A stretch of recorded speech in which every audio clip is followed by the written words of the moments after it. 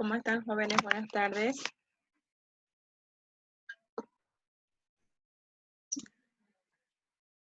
Bueno, vamos a empezar la clase viendo ya la segunda parte de nuestra tercera unidad que es operaciones unitarias. En este caso, la anterior semana hemos visto lo que son las operaciones unitarias de primera parte. Lo que hemos visto, todas las operaciones unitarias que mayormente que hemos dicho que son físicas, la mayoría de ellas. Y entonces lo que queremos es ahora vamos a ver un poquito más a continuación de la anterior clase y vamos a ver lo que es la parte de, o recordar un poquito de lo que son las operaciones unitarias, ¿no?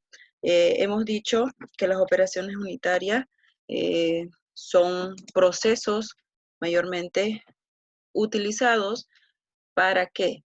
Para obtener un producto final, ¿ya? Es un proceso ya sea químico o físico para obtener un producto final.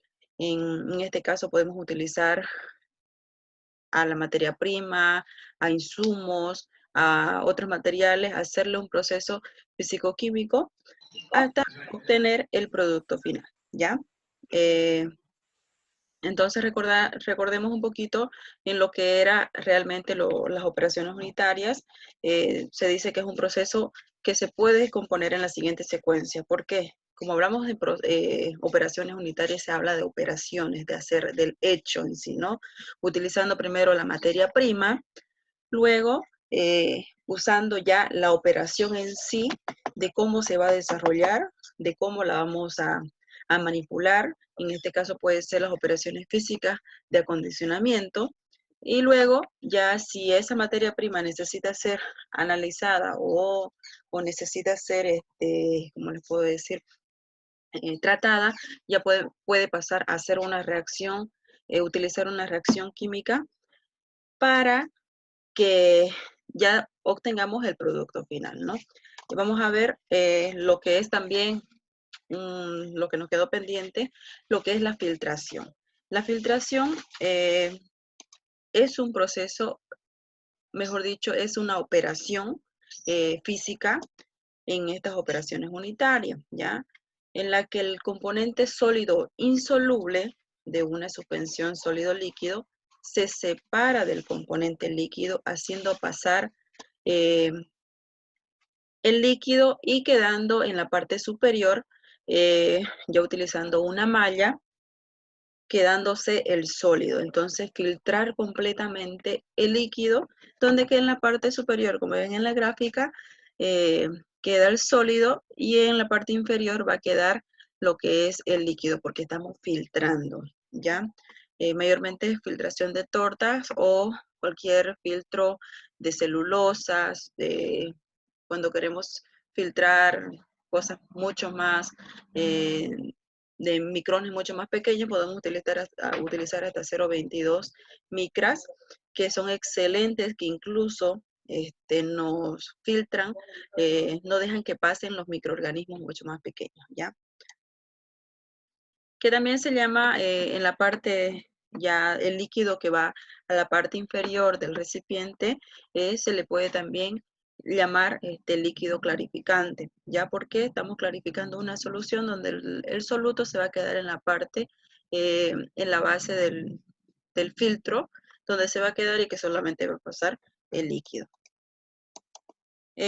Mediante el paso forzado de esta a través de un medio filtrante o membranas, lo que les decía, mayormente son membranas de celulosa, de pliegues o filtros de celulosa plisada.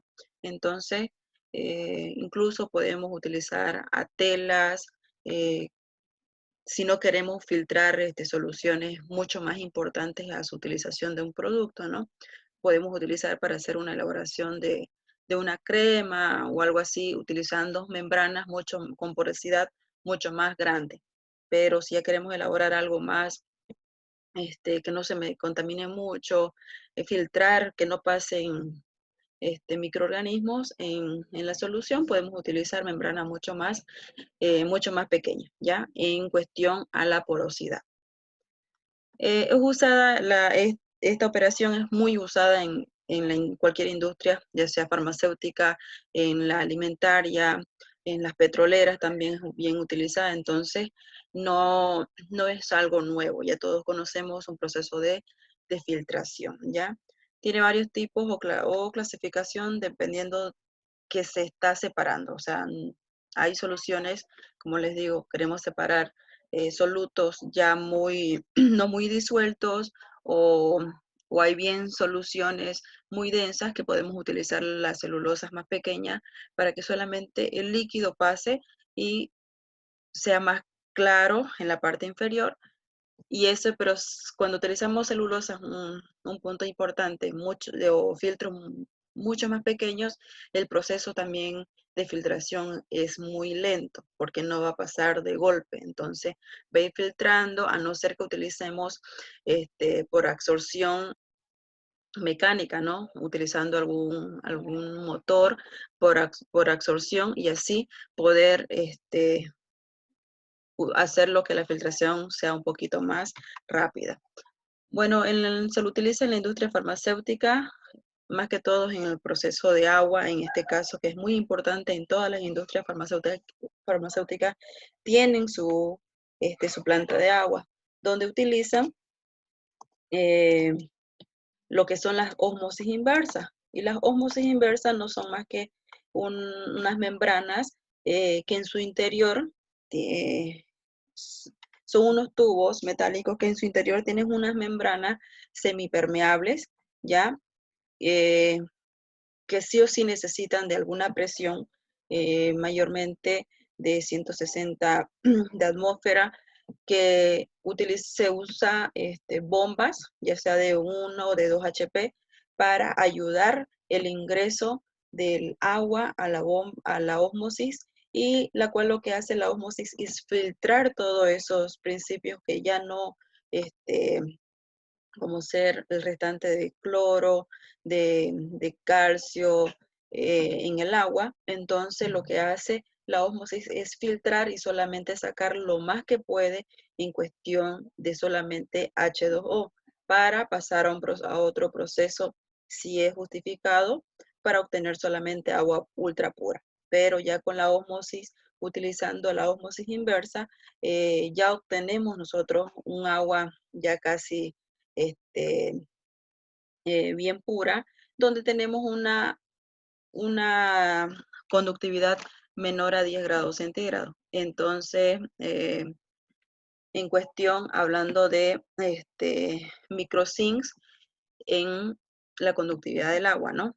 Porque si ustedes recuerdan, y yo creo que ya tienen en cuenta, que la ósmosis inversa tiene esa conductividad y que la podemos utilizar para elaborar cualquier producto, ya sea artesanal, como cremas, champú, pero incluso algunos medicamentos que no son, que no necesitan ya ¿cómo les puedo decir? De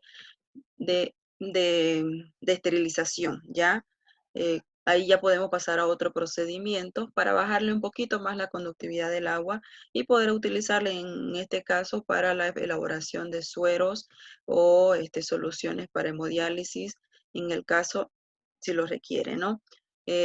La osmosis es importante que ustedes lo conozcan. Si ustedes van a trabajar en alguna industria farmacéutica, van a ver sus plantas propias de la industria, ya que se requiere de la obtención de un producto o de medicamento, la elaboración, se necesita el agua menor, como dice la farmacopea, menor a 2 microsím, ¿ya? Pero la osmosis está permitido. En la farmacopea, ustedes si lo revisan, se los voy a mandar también en el link, hay diferentes clases de aguas que nos puede ayudar a saber para qué clase de medicamentos lo podemos utilizar, ¿ya? Acá les voy a dar un ejemplo, por ejemplo, los aparatos de filtración, básicamente son soportes mecánicos, seguimos hablando en físicos todavía, y llevan conductos por lo que entra y sale la dispersión y dispositivos para extraer la torta, en este caso la membrana. Ya acá tengo un ejemplo de lo que es un filtro de arena. ¿ya? Ahorita les voy a explicar un poquito. Y en este caso, conocemos filtros de prensa, que también los conocemos como presión discontinua, ¿ya? En estos se coloca una tela o una malla sobre placas verticales, en este sentido, unas mallas que van recubriendo al carbón para que el carbón o la carbonilla no salga del interior y se contamine con el agua. Lo que hace el carbón es filtrar eh, la, la mayor cantidad posible de cualquier partículas grandes, inclusive olores e incluso el mal sabor si es que ingresara el agua con un sabor desagradable, ¿no?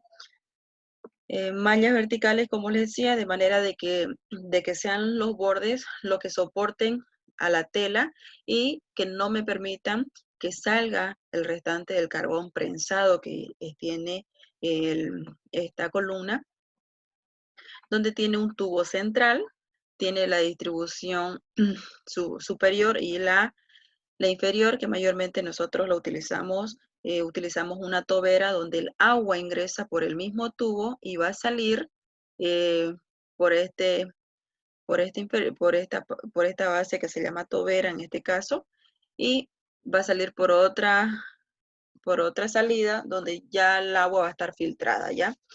A estas columnas mayormente para que no tengan un proceso o no se desgasten en sí en la saturación del carbón, se le puede hacer un retrolavado, ¿ya? Mayormente de 5 a 10 minutos o de 2 veces a la semana que lo podemos utilizar.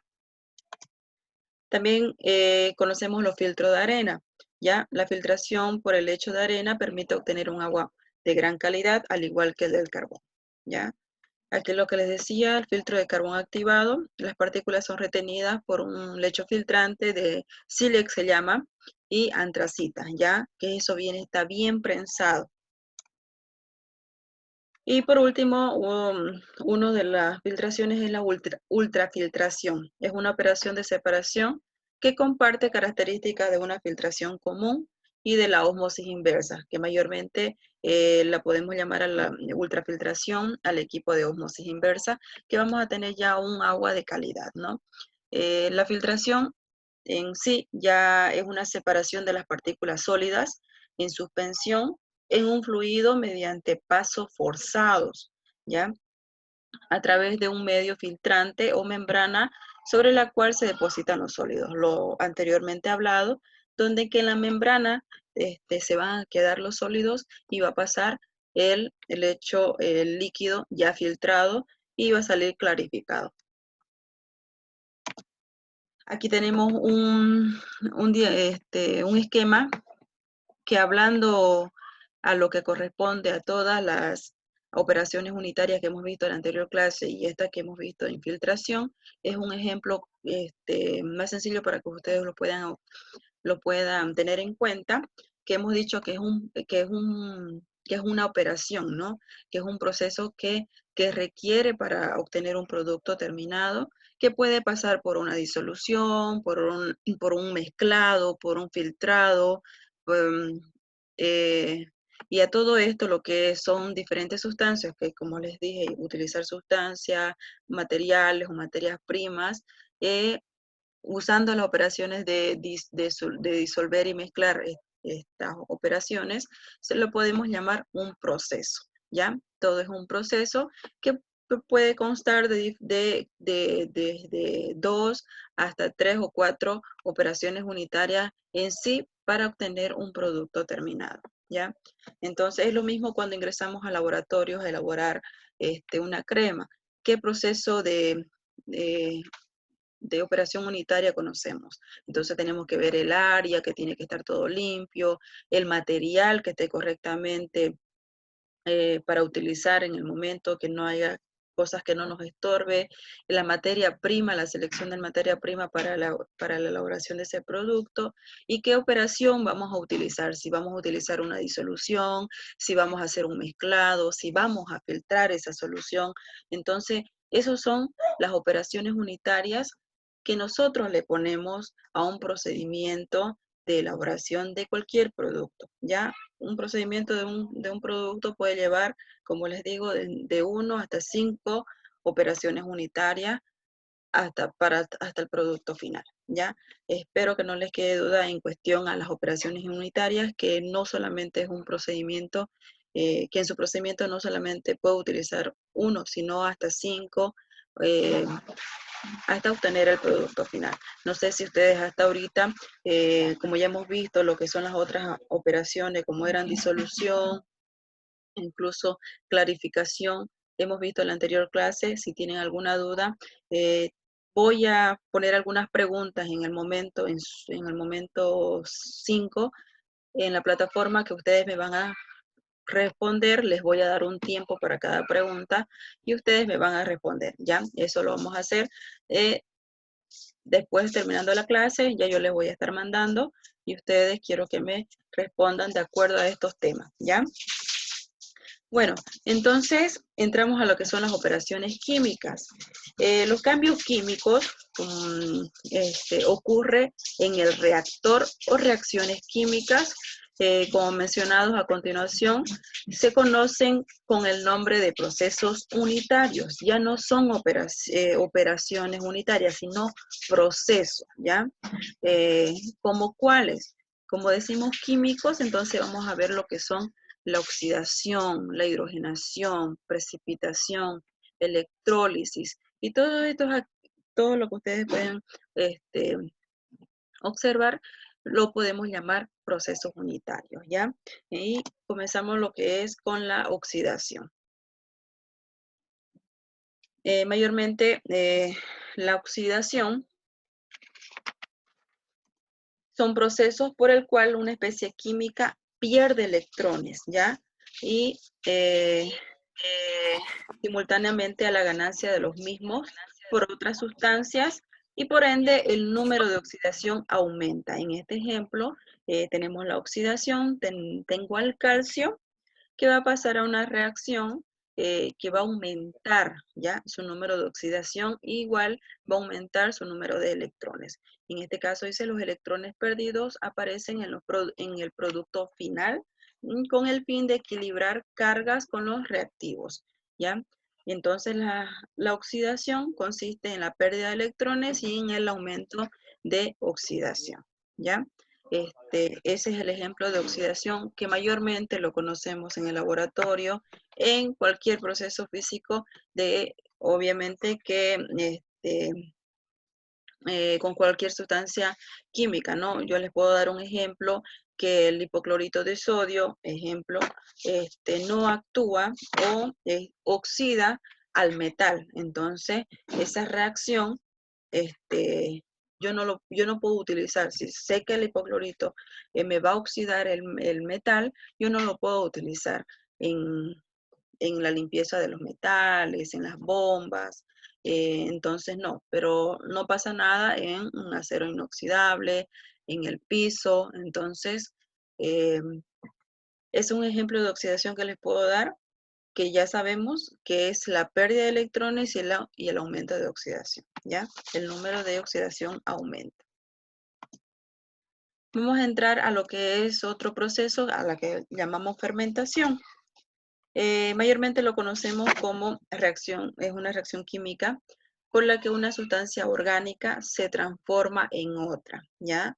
Por medio de ciertos microorganismos, y generalmente va acompañada de gases. No sé si ustedes alguna vez han realizado un proceso de fermentación en el laboratorio con sus docentes para los temas de investigación. No sé si ustedes me pueden compartir un poquito si han experimentado ese procedimiento.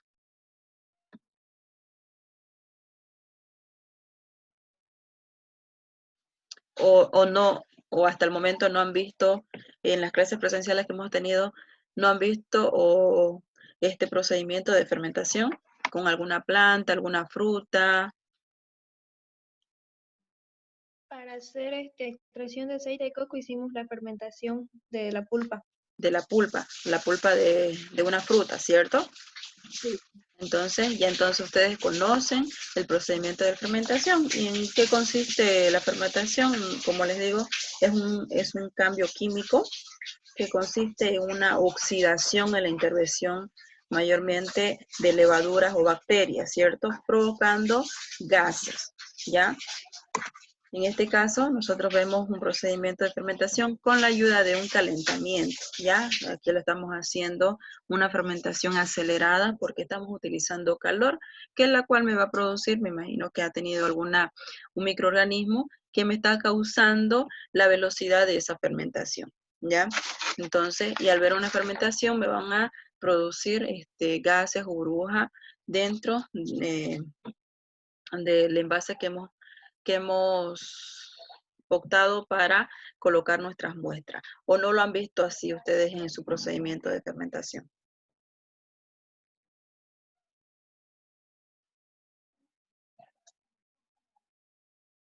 Me imagino que sí, ¿cierto?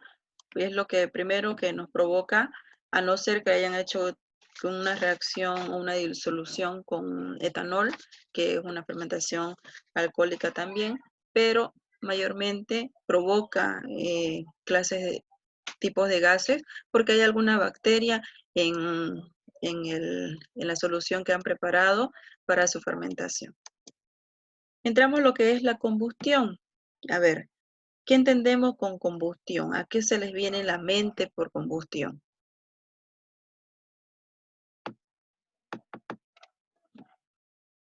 A ver,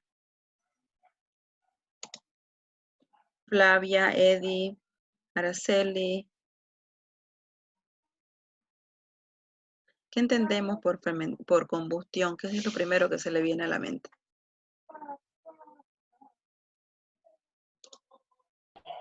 Quemar una materia.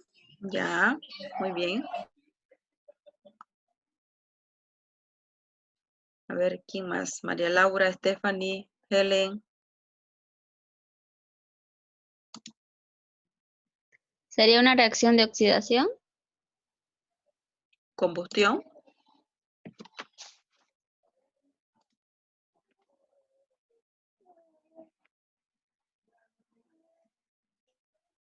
De combustión, muy bien. Bueno, en sí, combustión, como dicen este concepto, es una reacción química, lo que estamos viendo hoy día, entre una sustancia oxidante, que viene a ser la comburente, y otra reductora, que en este caso viene a ser la combustible, ¿ya? ¿Con qué?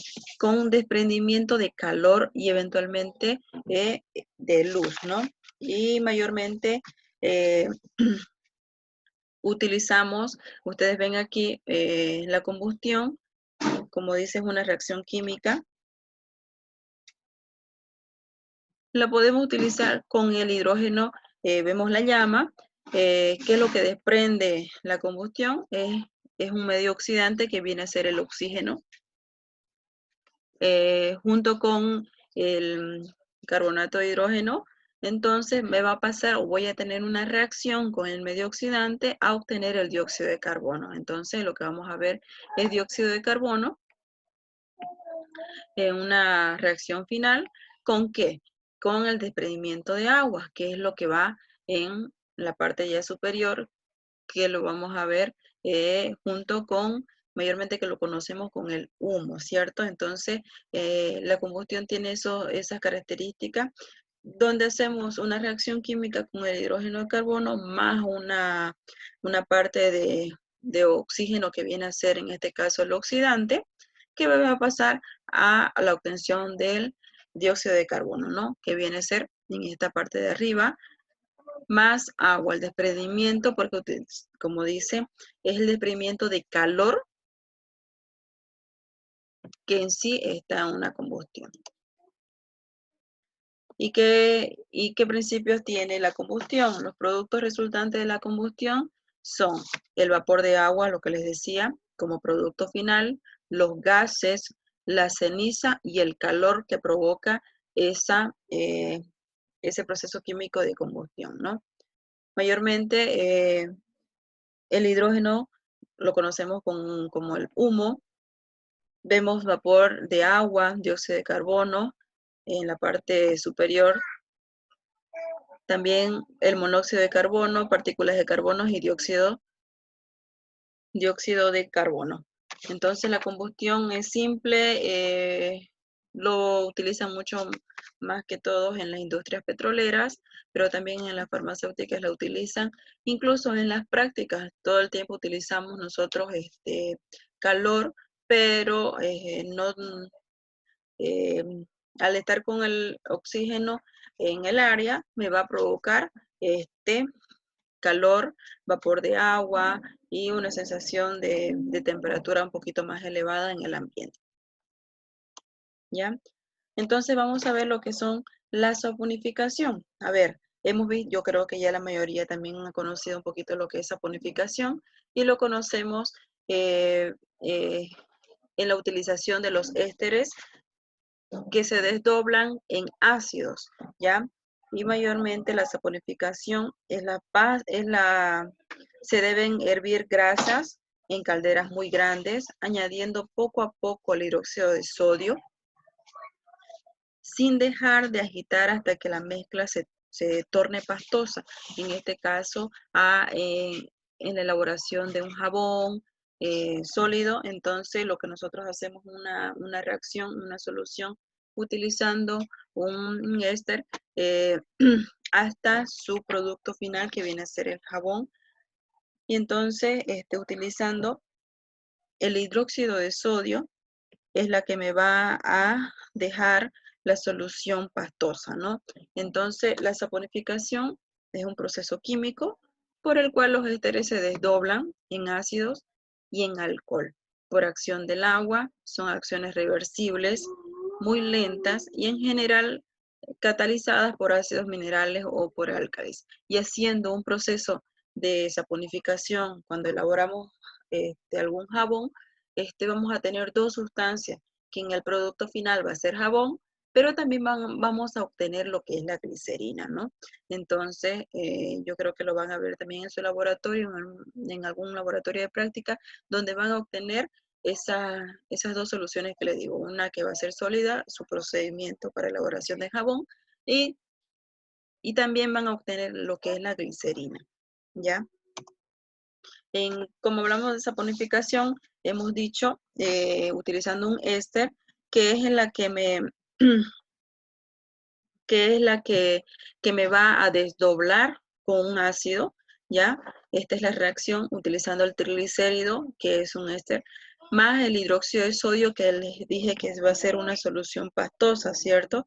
Entonces, lo que voy a tener es una reacción con unas sales de ácidos carboxílicos, en este caso que viene a ser ya el producto final, que viene a ser el jabón, y también la glicerina, ¿ya? Entonces van a tener dos productos, que ustedes mayormente la glicerina lo utilizamos en cualquier elaboración de alguna crema, de algún ungüento, que la glicerina nos ayuda como medio humectante, ¿no?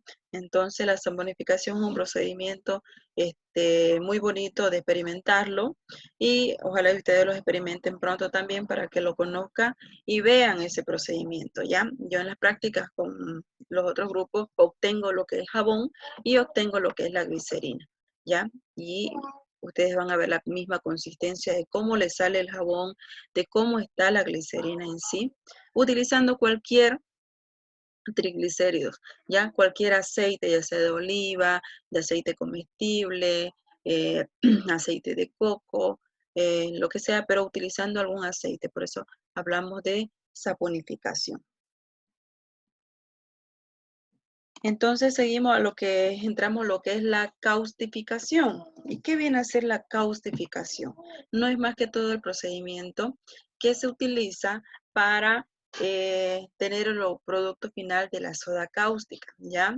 Entonces, o como nombre comercial, al hidróxido de sodio como principio activo. Es un proceso unitario que implica al carbonato de sodio con cal y la producción electrolítica de soda cáustica con sal común, produciendo hidróxido de sodio. Y mayormente nosotros en laboratorio lo conocemos, vienen en perlitas, vienen estas perlitas redonditas, o también vienen en perlas bien delgaditas, ¿no? O mayormente la conocemos como escamas, que las dos son producen una reacción exotérmica y que con la piel me va también a irritar y hay que tener mucho cuidado. Siempre manipularlo con una protección en las manos, en este caso con los guantes, para no poder quemar la piel de sus manos en el momento de utilizar esta materia prima o como producto final de la cautificación. Y obviamente que esto lo utilizan en las fábricas muy grandes para obtener este producto, ya que este producto o esta materia prima es muy utilizada en cualquier laboratorio para hacer cualquier producto en cuestión en el área de química. Entonces es muy comercializado y ese es el procedimiento de cautificación que ellos utilizan para obtener el hidróxido de sodio, ¿ya? Entonces quedamos esta primera parte hasta aquí, continuamos hasta terminamos la unidad y luego ya les hago lo que son las preguntitas en el momento 5, ¿ya? Corto la transmisión, bueno, que nos falta mucho. Y si tienen alguna duda al entrar la segunda transmisión, me la hacen saber y se las voy a poder responder, ¿ya? Nos vemos entonces en 7 minutos, más que todo. Ya, doctora.